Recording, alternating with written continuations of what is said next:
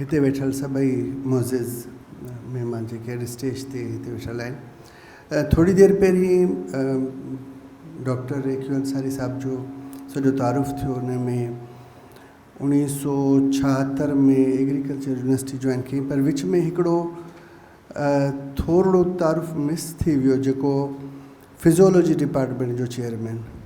त sir physiology department जो chairman थियो ऐं जेका PhD कयईं उहा फिज़ियोलॉजी में कयईं। ऐं फिज़ियोलॉजी में हुन वक़्त में जेके PhD हुआ उन्हनि जी तादाद तमामु घटि हुई, छो जो मेडिकल कॉलेजिस में PhDs थींदियूं न हुयूं। त हुतां खां PhD करे अची हिकिड़े डिपार्टमेंट जी शुरूआति कयईं। ही उहो फिज़ियोलॉजी डिपार्टमेंट आहे जंहिं मां PhD करे निकितो आहियां ऐं हींअर मां चेयरमैन आहियां। मूंखां पहिरीं असांजी उस्ताद हिते वेठी आहे मैडम रशीदा भट्टी, उहा हिते चेयरमैन रही आहे। त जेको इदारे जो बुनियादु जॾहिं विझिबो आहे सोलो कमु न आहे। त जेको स्टार्ट थियो, बुनियादु विधो वियो, उन खां पोइ काफ़ी PhDs निकिता। मुंहिंजी डॉक्टर साहब सां इन करे मुलाक़ात न थी सघी त असां जॾहिं स्टूडेंट आयासीं त सर हुतां खां काफ़ी टाइम पहिरीं एग्रीकल्चर यूनिवर्सिटी जो वाइस चांसलर थी चुको हो, पर अॼु बि बोर्ड ते उहो नालो लिखियलु, अॼु बि पेजिस ते बोर्ड ऑफ स्टडीज़ वग़ैरह उन्हनि ते उहे नाला लिखियलु, अॼु बि उहे सभु ॻाल्हियूं आहिनि। अॼु बि उहे लेबॉर्ट्रीज़ ठहियलु, उहा सभु शइ जेका उन ज़माने में हुई।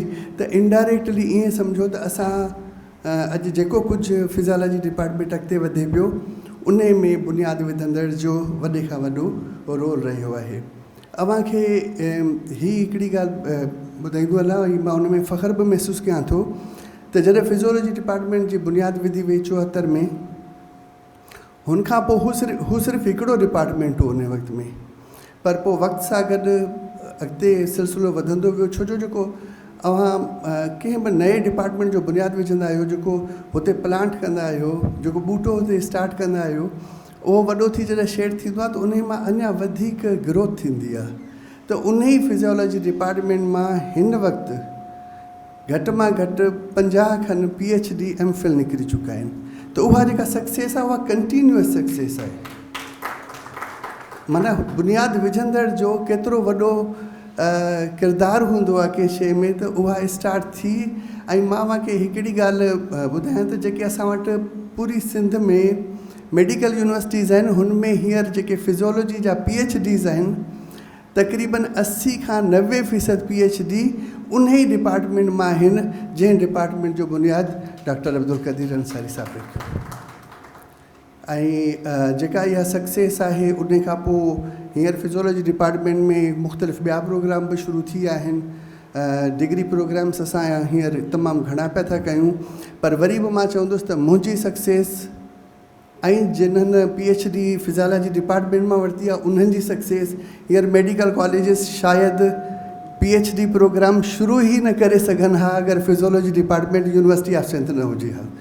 असांजे साम्हूं हींअर डॉक्टर मुजद्दिद शेख साहब वेठो आहे, PhD फिज़ियोलॉजी आहे, हींअर चांदका मेडिकल कॉलेज में साईं प्रोफेसर आहे। इहे अनेक जेके प्रोफेसर्स आहिनि उहे फिज़ियोलॉजी डिपार्टमेंट मां निकिरी करे ऐं हुते इन्हनि पंहिंजो MPhil PhD प्रोग्राम शुरू कयो आहे।